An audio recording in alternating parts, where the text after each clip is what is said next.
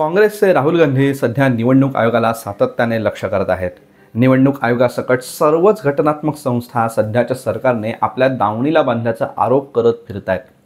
मुख्य म्हणजे सध्या उवाडाचे उद्धव ठाकरे देखील राहुल गांधींच्या सुरात सूर मिसळत आहेत। परंतु त्यांना हे माहिती आहे का, याच काँग्रेसने त्यांच्या वडिलांना 6 वर्ष मतदानासारख्या मूलभूत अधिकारापासून वंचित ठेवलं होतं आणि त्या असं करणाऱ्या त्या मुख्य निवडणूक आयुक्तास त्यांनी नंतर मंत्रिपदाचं बक्षीस देखील दिलं होतं।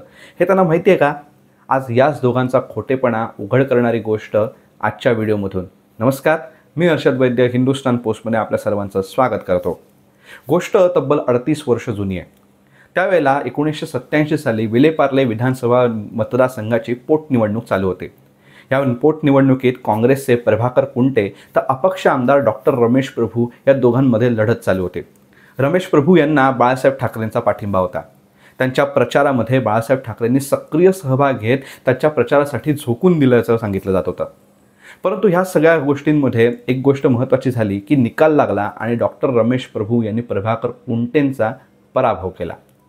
हे निवडणूक हरल्यावरती प्रभाकर कुंटेंनी थेट उच्च न्यायालयातच धाव घेतली आणि त्यांनी सांगितलं की रमेश प्रभू आणि बाळासाहेब ठाकरे या दोघांनी प्रक्षोभक भाषणं केली आहेत, मतदारांना चिथवलं आहे आणि त्याच्यामुळेच ते निवडणूक जिंकलेत। तसे पुरावे देखील त्यांनी उच्च न्यायालयात सादर केले। 1987 साली उच्च न्यायालयाने निकाल दिला आणि त्याच्यामध्ये लोकप्रतिनिधी कायद्यानुसार रमेश प्रभू आणि बाळासाहेब ठाकरे या दोघांना दोषी ठरवलं। ही निवडणूकच न्यायालयाने रद्द केली। या साहजिकच या निवडणुकीला या निकालाला उच्च न्यायालयाच्या निकालाला रमेश प्रभू यांनी सर्वोच्च न्यायालयात आव्हान दिलं। परंतु 1995 साली जेव्हा सर्वोच्च न्यायालयाने निकाल दिला तेव्हा उच्च न्यायालयाचाच निकाल सर्वोच्च न्यायालयाने कायम ठेवला। आता हे प्रकरण निवडणूक आयोगाशी संबंधित असल्यामुळे निवडणुकीशी संबंधित असल्यामुळे ह्याच्यामध्ये राष्ट्रपतींची शिफारस घेणं बंधनकारक असतं। आता ह्याला निर्णय काय द्यावा ह्यासाठी राष्ट्रपतींनी शिफारस देत असताना निवडणूक आयोगाचा सल्ला मागितला। निवडणूक आयोगाने सांगितलं, ज्या व्यक्तीवरती हा दोष सिद्ध झाला आहे की त्याने निवडणुकीदरम्यान जे काही जे घटनात्मक मार्ग आहेत किंवा कुठल्या ज्या गोष्टींचं उल्लंघन केलं आहे असं जर सिद्ध झालं असेल, वैध मार्गाने निवडणूक लढवली नसल्याचं सिद्ध झालं असेल, अशा व्यक्तीला 6 वर्ष मतदानाच्या अधिकारापासून वंचित ठेवता येतं।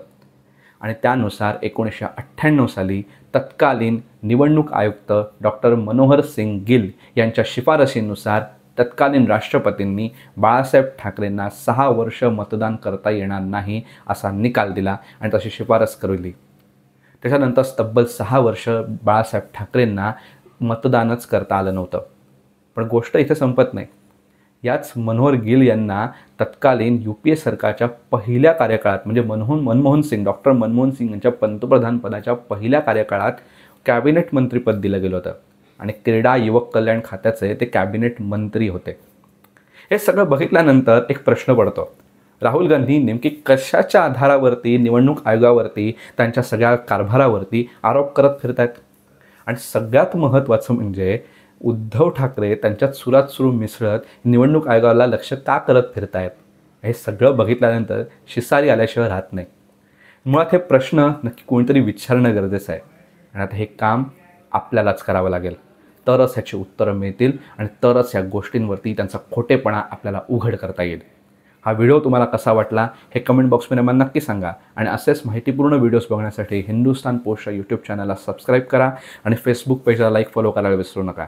धन्यवाद।